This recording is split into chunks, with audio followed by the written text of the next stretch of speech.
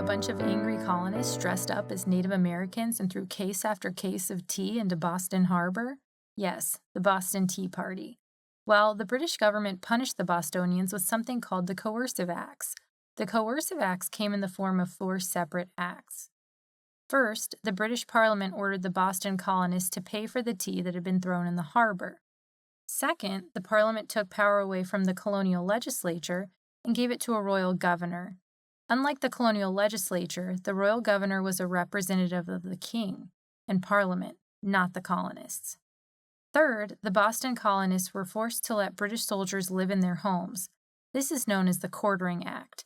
Quartering means to accommodate someone by giving them housing. The fourth and final act allowed British government officials who committed crimes in the colonies to go home to England to stand trial.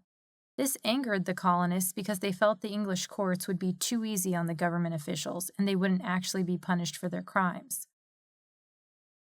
The colonists found this intolerable, I tell you, so the Coercive Acts have come to be known as the Intolerable Acts.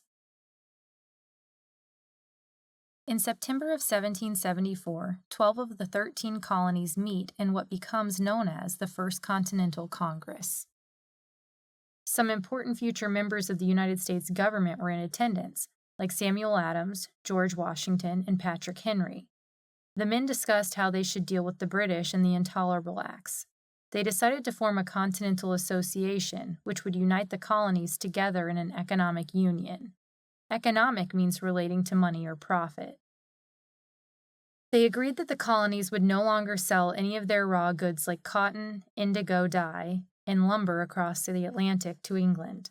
They also agreed to no longer buy any manufactured goods from England, like paper, tea, or paint. This refusal to trade is known as an embargo. The colonists hoped that these measures would be enough to get the British to overturn the Intolerable Acts. Let's review. The colonists were punished for the Boston Tea Party with the Coercive Acts.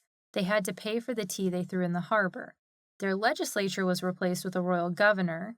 They were forced to quarter troops, and British officials who broke laws in the colonies were allowed to go on trial at home in England. The colonists found this intolerable. So representatives of the colonies, like Patrick Henry, George Washington, and Samuel Adams, met at the First Continental Congress and set up a continental association, which refused to sell the British any raw goods like cotton, indigo dye, and lumber, and also refused to buy any British manufactured goods like paper, tea, or paint. The colonies ended the meeting called the First Continental Congress by agreeing to meet 1 year later in May of 1775. Little did they know that by that time they would already be fighting the British in the Revolutionary War.